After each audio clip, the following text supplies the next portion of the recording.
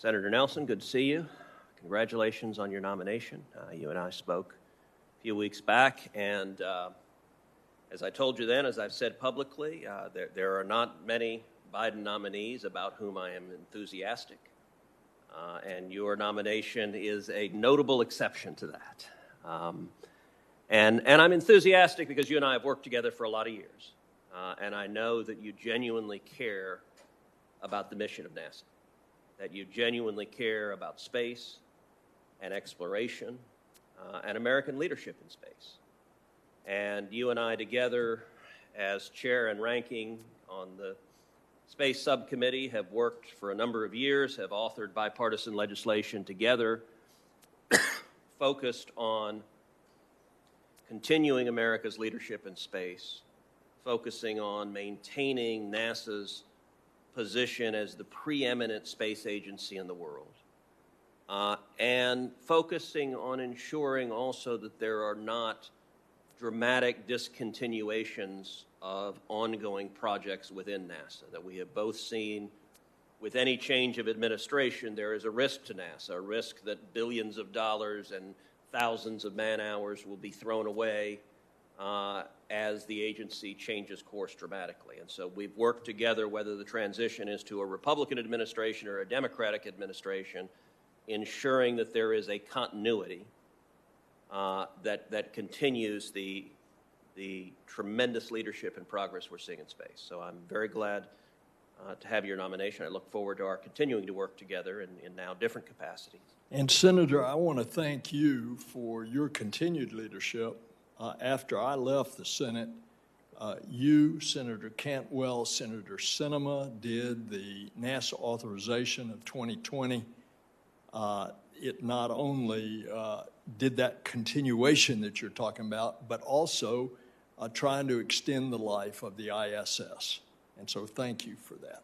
Well, absolutely, and that's extending the life of the ISS is something you and I have worked together for a long time on. I know the answer to this, but I'll ask it anyway, which is I assume you support the full utilization of the ISS beyond 2024, or at least through 2030, and as long as technology allows the ISS to be safely utilized. And we are seeing some of the fruits of the labors over the years, not only of international cooperation on the International Space Station, but some of the research that is occurring, and I'll just pick out one. As a result of pharmaceutical research on the station, we now, scientists have developed the way to more effectively insert the drug Keytruda in cancer research. I think that's right, and one area that I've been very focused on that I look forward to continuing to work with you on is how to incentivize more commercial development on the ISS in space, and how potentially to create a revenue stream for further exploration to come from the commercial developments that the federal government has facilitated. And I think there are lessons in terms of how universities have handled it, incentivizing innovation and developing revenue streams from it that I think on the space side we could learn important lessons from. Ms. Khan, congratulations on your nomination as well.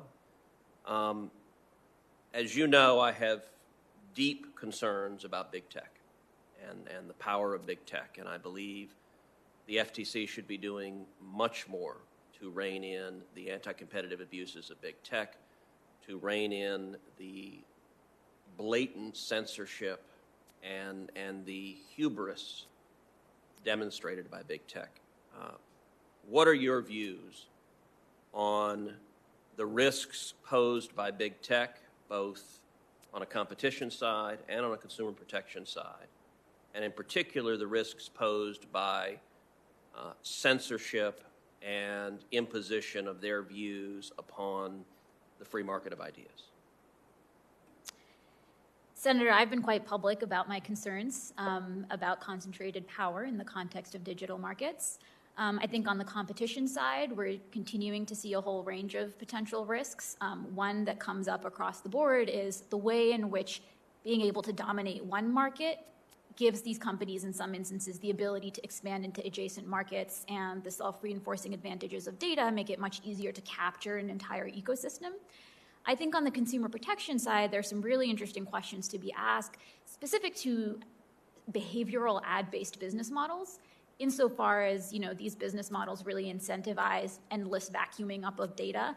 I worry that in some cases, some of these companies may think it's just worth the cost of business to actually violate privacy laws. So those are some of the concerns that come to mind.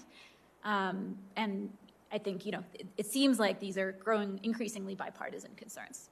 Well, I look forward to working with you on them, and I will say in particular, I think there's a lot more the Commission can do in terms of promoting and ensuring transparency from big tech, which right now is incredibly opaque. Thank you. Thank you. Senator Rosen.